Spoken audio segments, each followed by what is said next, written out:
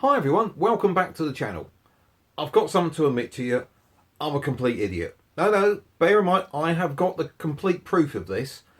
Now, those of you who've been watching the channel for a while, remember we've been doing these videos on the auction from Gaydon Motor Museum. And one of the early cars that we covered was this Metro 6R4, which was a car used in the filming of a programme called Winning Streak. Now, I did my investigation and came to the conclusion that this car had actually ended up in Norway, because on the fan site there were pictures of this car, ticked all the boxes, brilliant, move on. Unfortunately, when I was looking at some footage of a show that I did some sort of commentating on, best description, back on August bank holiday last year at Hanley Farm in Chepstow, as I was doing my introduction, look what drives behind me. You couldn't make it up. It's the very car from the Gaydon auction. So I reached out to the owner, and very kindly he came back to me and gave me a lot of information. Now apparently when the car was sold at the auction, it was never collected. So it was then resold a few years later. It was then sold on again, and this time was owned by the person that ran the 6r4.net website.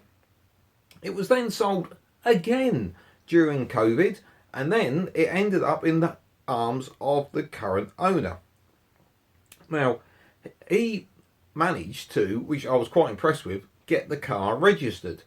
Now, the way he was able to do this, he had the chassis number which he was able to HPI and prove what the car was.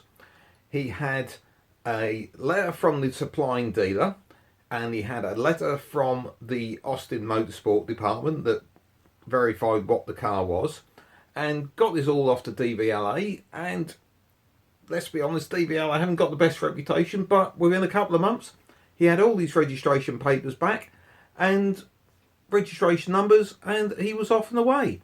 The car has now done something around about 500 miles, and he's really enjoying it. And come this summer we're hoping to catch up with him again at one of the Hanley Farm meets. Now finally, you're going to ask, well, what was the car in Norway? Well, speaking to the owner of the Gaydon car, it's believed it was used just for certain shots within the programme, and it apparently didn't have any glass in it, and it had quite a lot of other parts, so it was just sort of used for certain shots. So that's where that one has come from. So I hope you really enjoyed that little catch up. I thought that was, incredibly bonkers that a car I've searched the internet for had actually literally driven behind me at a car show. I hope you enjoyed this. Please click that subscribe button and maybe have a look at this video, which we think you're going to enjoy.